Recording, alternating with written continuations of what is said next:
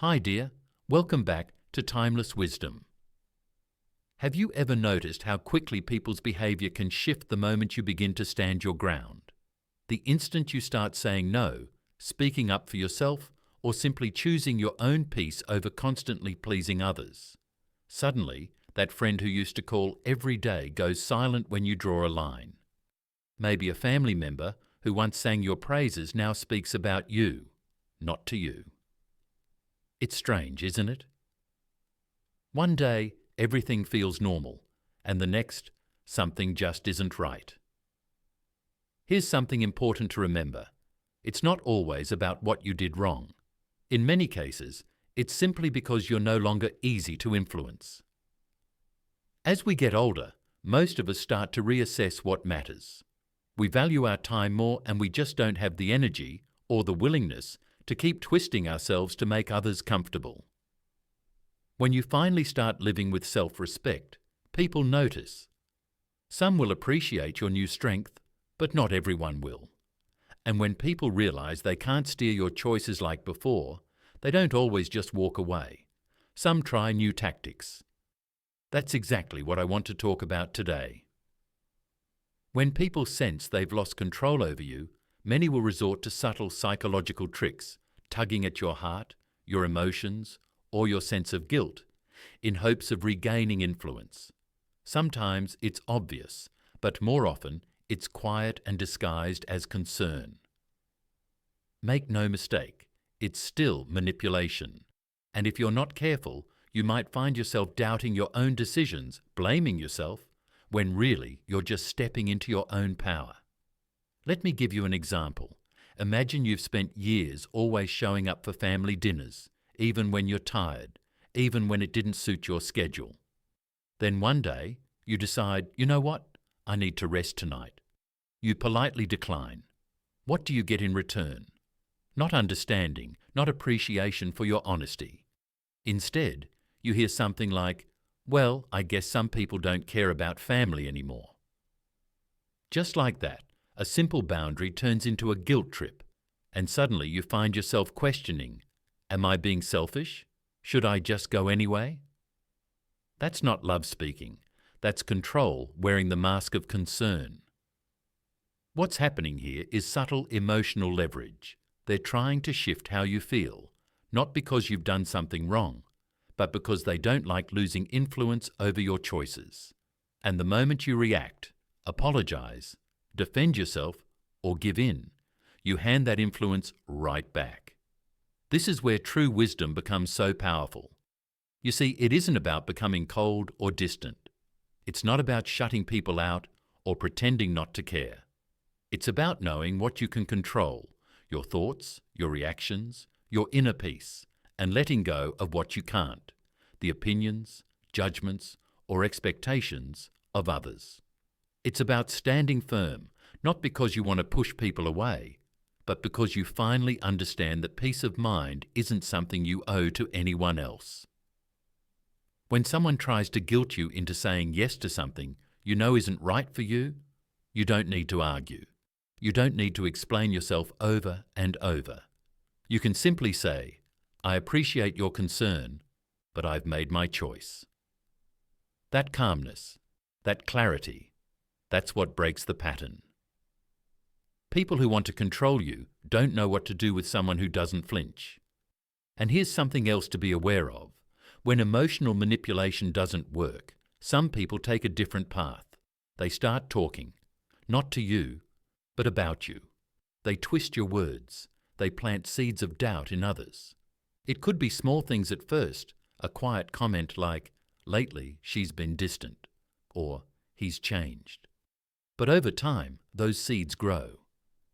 Suddenly, people are pulling away, treating you differently, and you don't even know why. It's heartbreaking, especially when you've done nothing but honor your needs, and it can be tempting to jump into defense mode, call everyone up, explain yourself, clear the air. But here's the truth. The more you try to correct every misunderstanding, the deeper into their game you fall. Because once you're chasing people's approval, once you're trying to manage their perception of you, you've already given them the power. I want to share a little piece of timeless wisdom. Someone once said, "If you are unaffected by what is said, you have already won." Isn't that beautiful? If someone lies about you and you remain calm, you've already risen above the noise. Not because it doesn't hurt, not because you don't care, but because you've chosen to protect your peace over chasing every whisper. Your life, your actions, your calm presence, that's what speaks loudest. When others see that the rumor doesn't match the reality, they begin to see the truth. And the ones who continue to believe lies, well, maybe they were never meant to be in your corner to begin with. That's a hard truth to swallow, I know, especially when it comes from people we love. But sometimes the lesson isn't about who stayed, it's about who respected your growth. You see, there's a kind of quiet dignity that comes from knowing yourself. When you stop trying to prove your worth, when you stop shrinking yourself to fit into someone else's comfort zone, you start attracting peace. The kind of peace that doesn't rely on whether others clap for you or criticize you. The kind of peace that comes from within. So, if you've ever been made to feel wrong for honoring your boundaries, if you've been talked about behind your back just because you finally said enough, please hear this. You are not the problem. You are the evidence that freedom is possible. You are the reminder that not everyone can be pushed around. And some people, well, they just don't know how to handle that. Now take a breath with me. Let that truth sink in. You've come this far in life by learning, adjusting, and growing through every season. You've earned the right to decide what matters, to protect your peace, and to walk away from anything that feels like a cage. That's not selfish, that's wise. Let's keep going. There's more to uncover, more of those hidden tactics people use when they feel their control slipping. And understanding them, that's how you stay one step ahead, grounded, steady, and completely free. So, now that we've taken a closer look at how guilt and gossip can be used to pull you back into someone else's control, let's talk about something even more subtle, but just as powerful. When someone plays the victim. You might not notice it right away. In fact, it can catch you completely off guard. One moment, you're simply asserting yourself, maybe declining an invite, making a personal choice, or standing firm on something that matters to you. And suddenly, you're the bad guy. You're made to feel like you've hurt someone, even though you were simply being honest or setting a healthy boundary. They might say things like, "I just don't know what I did to deserve this," or "After all I've done for you." It's carefully worded, just vague enough to shift the blame without directly accusing you. And what happens next is very human. You start to question yourself. You replay conversations in your head. You wonder if maybe you were too harsh. But here's what's really happening. They're flipping the script to avoid taking responsibility. Now, that doesn't mean everyone who feels hurt is manipulative. Of course not. Real hurt can and does happen in any relationship. But there's a difference between someone sharing their feelings and someone using their hurt to make you feel guilty, to steer your behavior, or to keep you under emotional control. That's not communication. That's control, with a sad face. Let me share a story that might feel familiar. Emily, a woman in her 60s, had been part of the same friend group for over 20 years. They did everything together. Birthdays, holidays, even vacations. But over time, Emily began to feel like she was always the one giving. Her time, her energy, her space. She started to feel drained, so she did something simple but brave. She started to pull back a little. She stopped answering every call right away. She began to say no when she needed rest. She wasn't rude, just clear. And that's when things shifted. Suddenly, one friend started telling others that Emily was pulling away, that she was acting different. Emily hadn't done anything cruel, but because she had chosen herself for once, someone else decided to become the victim and painted Emily as the villain. What did Emily do at first? She wanted to explain herself, to fix it, to prove she wasn't the bad one. But then she remembered something. Just because someone feels hurt doesn't mean you caused harm, and just because they're loud with their pain doesn't mean they're right. So she took a breath. She stayed kind. She stayed quiet. She focused on the friends who still treated her with respect and let the rest go. It's not always easy to walk away from a false narrative, especially when you're someone who values connection, loyalty, and kindness. But here's where clear thinking really helps. You're not responsible for how others twist your choices. You're only responsible for living with integrity. That means holding your head high, even when others try to pull you low. Because truth has a funny way of revealing itself sooner or later. People start to see through the performance, and the ones who matter, the ones who genuinely care, will come back, often quietly, often with respect. Now, let's talk about something even more dangerous than emotional guilt or playing the victim. It's when someone tries to cut you off from your support, not with an argument, not with anger, but with whispers, with subtle comments, with quiet manipulation designed to isolate you. It might start with a small remark, I'm not sure you can trust so-and-so anymore, or I don't think they really understand you like I do. At first it feels like concern, but slowly it becomes something more. You begin to feel a distance from the people you used to lean on. Conversations become awkward, calls go unanswered, and you're left wondering what changed. But the truth is, it wasn't you. It was someone else behind the scenes, pulling strings, trying to shrink your circle so they could become your only voice. Because here's the secret about control. It works best in isolation. As long as you're surrounded by people who see you clearly, who reflect your strength, your values, your goodness, it's hard for anyone to bend your sense of self. So those who want to control you, they try to remove those mirrors, not by dragging you away, but by gently convincing you that no one else gets you, that only they have your back.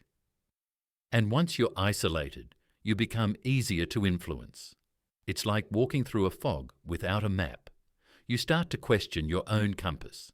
But don't let them steal your clarity. Don't let someone else's fear of your independence make you doubt your inner truth. Because real friends don't fade when you set boundaries. Real relationships don't crumble at the first sign of space. And people who truly care, they ask, they check in, they clarify. They don't assume the worst. They don't whisper in shadows. A wise thinker once wrote that we should spend time only with those who uplift us, who make us better, not smaller. That's not just wise advice. That's survival. Especially in a world that often tells us, especially as we age, to keep the peace at all costs. But peace that costs your self-respect? That's not peace. That's silence with a price tag. You have every right to walk with people who walk with you, not behind you, not above you, but beside you. And if someone is pulling you away from those people just to feel more powerful, that's not love. That's strategy.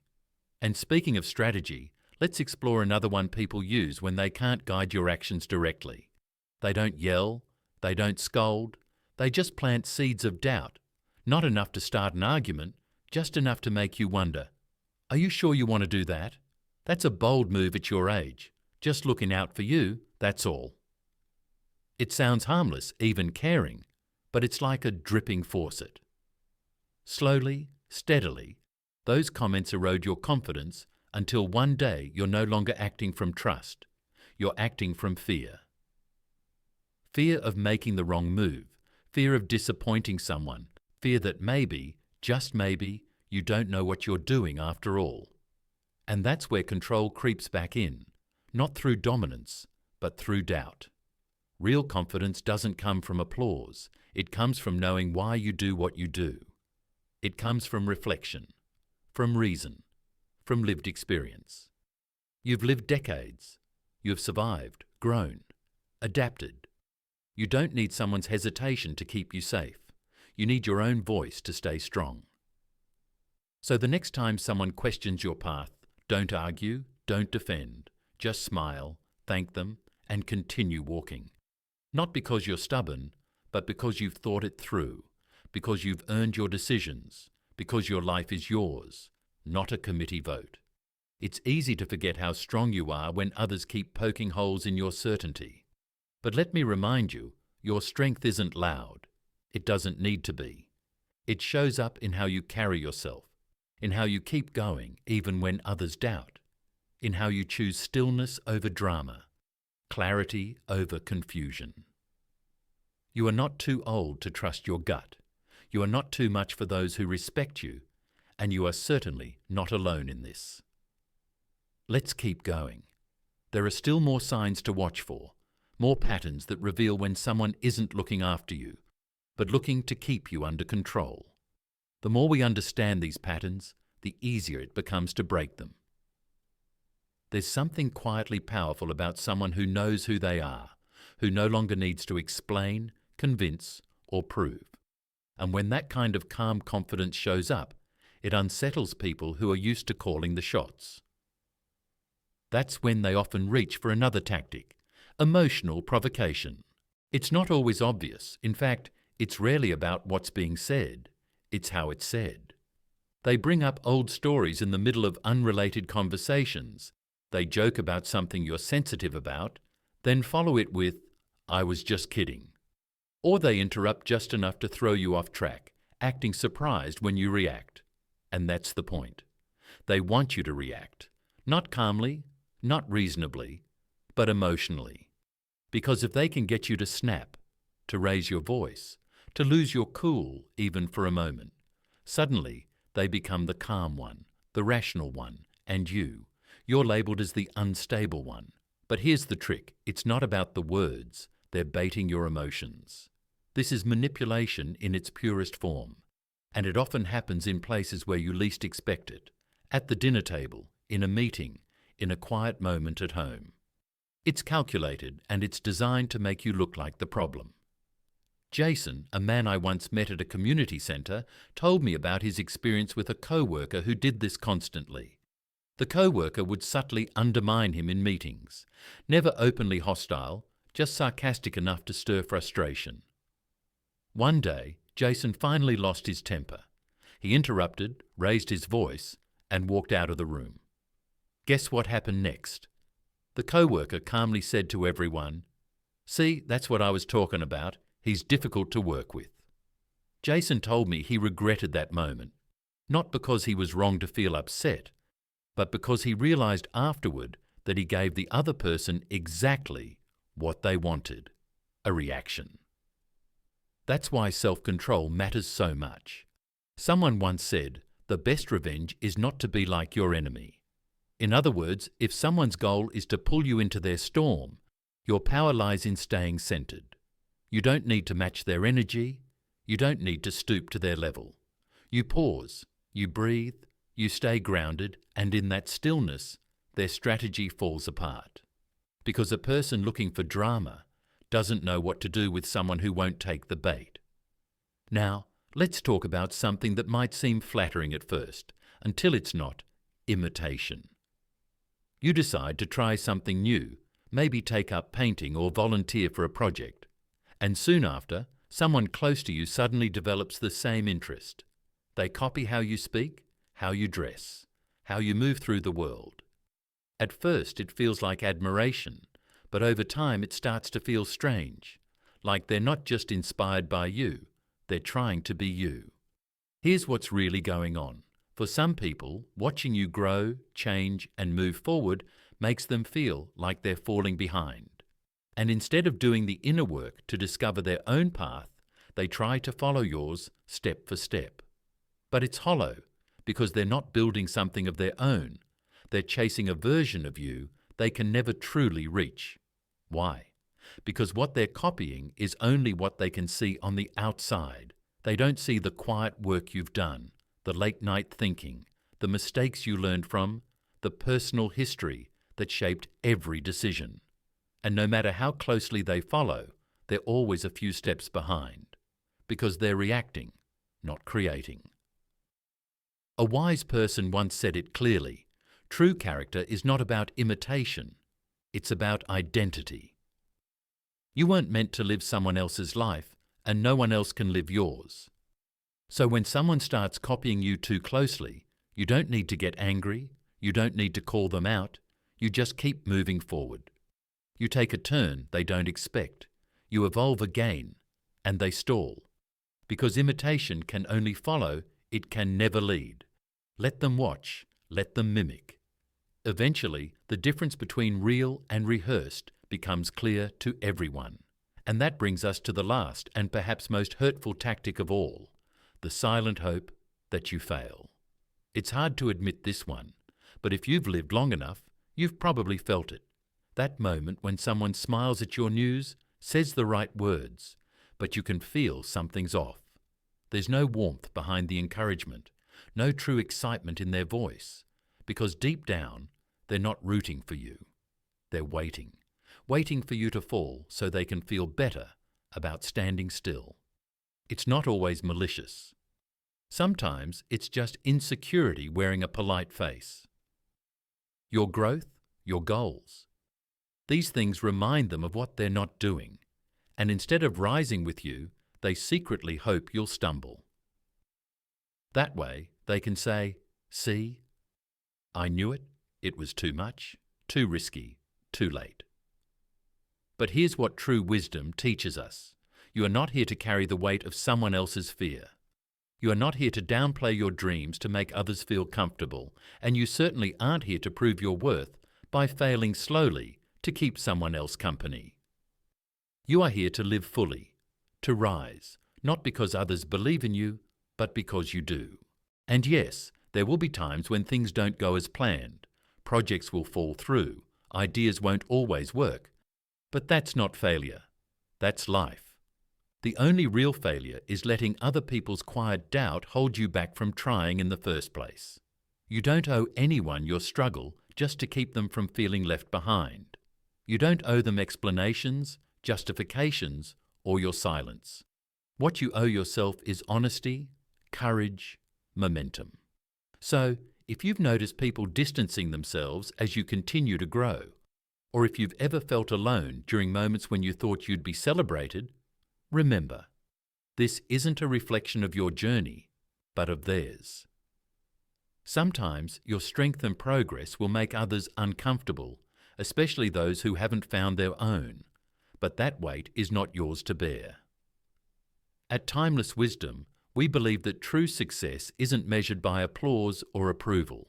Real success is found in your quiet, daily commitment to living with integrity, choosing over and over to be true to yourself no matter who's watching. So take a deep breath, stand tall, and trust in yourself. You've come too far to let anything or anyone take away your peace.